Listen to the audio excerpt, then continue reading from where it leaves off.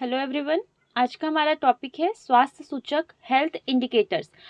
इस टॉपिक में हम समझेंगे कि इस टॉपिक के अंतर्गत हमें क्या क्या पढ़ना होता है और इससे किस प्रकार के प्रश्न हमारे बन सकते हैं। सबसे पहले समझते हैं स्वास्थ्य सूचक क्या होता है। तो जैसे कि हमारे यहाँ अभी देखे जाए सिचुएशन, तो ग्लोबल वार्मिंग या फिर कोरोना के बाद से या फिर जलवायु परिवर्तन, इन सभी से हमारे स्वास्थ्य में बहुत सारे बदलाव आ रहे हैं। प्रजनन दर घट रही है, बढ़ रही है, जन्म दर जो है, जीवन प्रत्याशा में बहुत सारे चेंजेस आ रहे हैं। तो इसीलिए जो स्वास्थ्य है उसमें बहुत सारे बदलाव आ रहे हैं। तो हमारे स्वास्थ्य के जो बदलते हुए स्तर है उनमें जो जो परिवर्तन हो रहा है उसको मापने में जो चीज़ें सहायक होती है, इसे ही हम क्या कहते हैं, स्वास्थ्य सूचक कहते हैं। स्वास्थ्य सूचक क्या होते हैं कि स्वास्थ्य के बदलते हुए स्तर में जो परिवर्तन हो रहा है उससे ही मापने में जो सहायक है वही हमारे क्या कहलाते हैं, हेल्थ इंडिकेटर, स्वास्थ्य सूचक कहलाते हैं। स्वास्थ्य सूचक में हमें क्या पढ़ना है, सबसे पहले हम देखते हैं जन्म एवं मृत्यु सूचक। तो जन्म मृत्यु सूचक में पहले होते हैं प्रजनन दर। अब देखते हैं प्रजनन दर क्या कहलाती है। तो प्रजनन दर जो है ये एक वर्ष में प्रति 1000 जनन योग्य आयु वाली महिलाओं में जीवित जन्मों की संख्या एवं पैदा किए जा सकने वाले बच्चों की औसत संख्या को हम क्या कहते हैं, प्रजनन दर कहते हैं। प्रजनन दर क्या होती है, जो एक वर्ष है उसमें जो 1000 जो जनन करने योग्य जो महिलाएं होती है, जो बच्चों को जन्म दे सकती है, उन महिलाओं में जो जीवित जन्मे जो बच्चे हैं और पैदा किए जा सकने वाले बच्चों की जो औसत संख्या है, इसे ही हम क्या कहते हैं, प्रजनन दर कहते हैं। भारत की प्रजनन दर की बात करें तो भारत की प्रजनन दर 2.2 है, 2.2। और वहीं मध्य प्रदेश की बात करें तो 2.6 है। और अगर हम मैक्सिमम प्रजनन दर की बात करें तो मैक्सिमम प्रजनन दर जो है वो कहाँ है, बिहार में है। और मिनिमम प्रजनन दर कहाँ पर है, दिल्ली। और अगर राज्यों में पूछा जाएगा तो कहाँ होता है, तमिलनाडु में। तो देख सकते हैं कि भारत की प्रजनन दर जो है यह मध्य प्रदेश की प्रजनन दर से कम है। मतलब मध्य प्रदेश की प्रजनन दर क्या है, ज़्यादा है, 2.6 है। और भारत की प्रजनन दर कितनी है, 2.2 है। मैक्सिमम प्रजनन दर बिहार में है, मिनिमम अगर पूछा जाए तो दिल्ली, और अगर राज्य वाइज पूछा जाएगा तो तमिलनाडु में है। दूसरा है जन्म दर।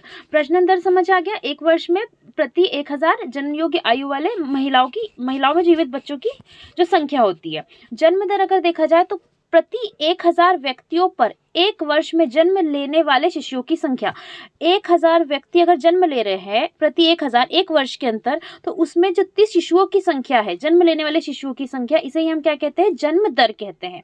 तीसरी टर्म है हमारी अशोधित जन्म दर। अशोधित जन्म दर, तो ये क्या होता है कि किसी वर्ष विशेष में प्रति 1000 संख्या पर जन्म लेने वाले शिशुओं की संख्या। यहाँ जन्म दर में हमने क्या देखा कि प्रति 1000 व्यक्तियों पर एक वर्ष में जन्म लेने वाले शिशुओं की संख्या। और अशोधित जन्म दर क्या होती है, अशोधित जन्म दर होती है किसी एक विशेष वर्ग में प्रति 1000 जनसंख्या पर जन्म लेने वाले शिशुओं की संख्या। और इसकी गणना कैसे की जाती है कि वर्ष में जीवित जन्मों की कुल संख्या डिवाइडेड बाय वर्ष के मध्य की अनुमानिता इंटू 1000 जो जनसंख्या है वो। फोर्थ टर्म क्या है हमारी, पुनरुत्पादन या पुनर्स्थापक दर।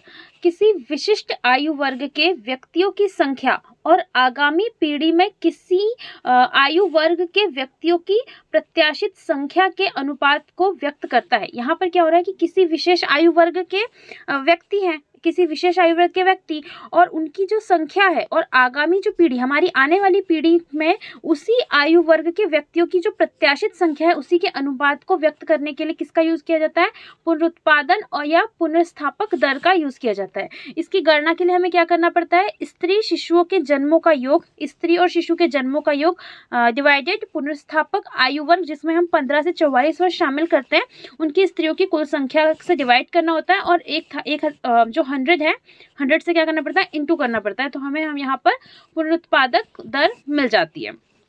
नेक्स्ट टर्म है मृत्यु दर। तो प्रति 1000 व्यक्तियों पर एक वर्ष में होने वाली मृत्यु, 1000 व्यक्ति है उसमें एक वर्ष में कितने मृत्यु हो रही है, उस मृत्यु या मरने वालों की कुल संख्या को हम क्या कहते हैं, मृत्यु दर कहते हैं। नेक्स्ट टर्म है अशोधित मृत्यु दर, अशोधित मृत्यु दर में क्या है, किसी वर्ग वर्ष विशेष में, जैसे कि अभी हमने देखा था अशोधित जन्म दर, तो ये क्या था, किसी वर्ष विशेष में। उसी प्रकार से अशोधित मृत्यु दर भी किसी वर्ष विशेष में प्रति 1000 व्यक्तियों में मरने वाले व्यक्तियों की जो संख्या है, इसे ही हम क्या कहते हैं, अशोधित मृत्यु दर कहते हैं। फिर है शिशु मृत्यु दर। शिशु मृत्यु दर जो है किसी क्षेत्र विशेष में एक वर्ष में प्रति 1000 जीवित जन्मे शिशुओं की संख्या के अनुपात को हम क्या कहते हैं, शिशु मृत्यु दर कहते हैं। मतलब एक विशेष क्षेत्र होगा, इसमें एक वर्ष में 1000 जीवित जन्मों की जन्मे जो शिशु है उनकी संख्या के अनुपात को क्या कहा जाता है, शिशु मृत्यु दर कहा जाता है। अगर हम भारत की शिशु मृत्यु दर बताएं तो 28.3 है। मतलब 1000 जो जन्म लेते हैं बच्चे, उनमें से 28.3 बच्चे जो हैं मर जाते हैं। और मध्य प्रदेश की 4.3 है, 43.3 है। मध्य प्रदेश में 1000 बच्चों में 43.2 जो बच्चे हैं वो मर जाते हैं। तो अगर हम देखें कि सबसे ज़्यादा मैक्सिमम जो मृत्यु दर है, शिशु मृत्यु दर, वो किस राज्य की है, तो वो मध्य प्रदेश है। और मिनिमम कहाँ की है, तो केरल की है। यहाँ भी देख सकते हैं भारत की जो शिशु मृत्यु दर है वह मध्य प्रदेश की शिशु मृत्यु दर से कम है। ठीक है, तो जन्म दर भी अगर हम देखा है, प्रजनन दर भी देखी जाए तो मध्य प्रदेश में प्रजनन दर भी ज़्यादा है और जो शिशु मृत्यु दर है वो भी क्या है, ज़्यादा है। मिनिमम कहाँ पर है, केरल में है।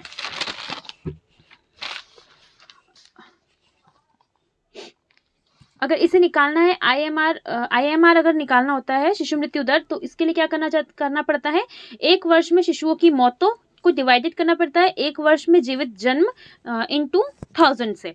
स्वास्थ्य स्तर को दर्शाने के लिए मान्य सूचक है। अगर हमें क्वेश्चन बनेगा कि स्वास्थ्य स्तर को दर्शाने के लिए मान्य सूचक कौन सा है, स्वास्थ्य स्तर को दर्शाने वाला मान्य सूचक कौन सा है, तो इसका आंसर क्या आने वाला है, हमारा शिशु मृत्यु दर आने वाला है। फिर है 5 वर्ष से कम आयु वाले बच्चों में मृत्यु दर। 5 वर्ष से कम आयु वाले बच्चों में मृत्यु दर को मापने के लिए क्या करना पड़ता है, वर्तमान आयु विशिष्ट मृत्यु दरों के आधार पर एक वर्ष विशेष में पैदा होने वाले प्रति 1000 जीवित जन्मों की 5 वर्ष से पहले मरने की संभावना, जो बच्चों के जन्म हो रहा है, ठीक है, जो बच्चे एक वर्ष में जो बच्चे पैदा हो रहे हैं प्रति 1000 बच्चे, इसमें 5 वर्ष से पहले जो बच्चे मर जा रहे हैं उनकी गणना के लिए हमें 5 वर्ष से कम आयु के बच्चों में मृत्यु दर को नापना होता है, जिसे अंडर 5 मोर्टिलिटी रेट कहा जाता है। ठीक है, इसके बाद है मातृ मृत्यु दर। मातृ मृत्यु दर मतलब प्रति 1 लाख। अब देखो, अभी तक हमने 1000 देखा, अब यहाँ मातृ मृत्यु दर नापने के लिए 1 लाख जो होती है जनसंख्या देखनी पड़ती है। तो 1 लाख जीवित जन्मों पर प्रसव पीड़ा से ग्रसित महिलाएं, प्रसव पीड़ा से जो ग्रसित महिलाएं में जितनी महिलाएं प्रसव के समय या गर्भावस्था समाप्ति के 42 दिनों के भीतर मृत्यु का शिकार हो जाती है। यहाँ पर आपको 2 चीजें याद रखनी पड़ेगी। जो महिलाएं हैं वो प्रसव के समय या तो जिनकी मृत्यु हो जा रही है या फिर गर्भावस्था समाप्ति के 42 दिन के भीतर जिनकी मृत्यु हो जा रही है, वो उसे हम मातृ मृत्यु दर के अंदर काउंट करते हैं। ये मातृ मृत्यु दर जो देखें अगर भारत में, तो ये कितनी है, 97 है। मतलब 1 लाख जो बच्चे जन्म ले रहे हैं उनमें से 97 जो माएँ हैं, है ना, वो क्या हो जा रही है, मर जा रही है। और वहीं मध्य प्रदेश की बात करें तो यहाँ 173 है। मतलब मध्य प्रदेश इसमें भी क्या है, आगे है। 173, 1 लाख माओ में 173 माओ की जो है मौत हो जा रही है, कहाँ पर, मध्य प्रदेश में। तो मध्य प्रदेश इसमें भी अग्रणी है। अगर हम मातृ मृत्यु दर को देखें, गणना कैसे की जाती है, तो प्रसवोत्तर कारणों से होने वाली मौतों की संख्या, ठीक है, उसको डिवाइड करते हैं उस क्षेत्र में जीवित जन्मों की संख्या इंटू 100 से। तो हमें क्या मतलब क्या मिल जाता है, मातृ मृत्यु दर मिल जाती है।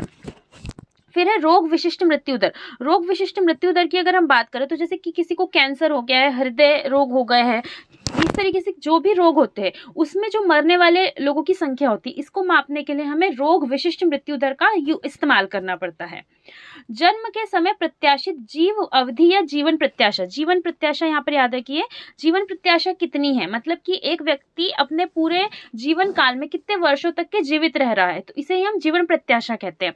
तो औसत अगर जीवन प्रत्याशा देखें तो हमारे भारत में जो औसत जीवित प्रत्याशा है वो 69.7 वर्ष है। मतलब हमारे यहाँ एक व्यक्ति औसत आयु 67 साल तक के ये जी रहा है। मैक्सिमम देखी जाए तो केरल में है और मिनिमम अगर जीवन प्रत्याशा की बात करें तो यूपी में है। जीवन प्रत्याशा होती क्या है?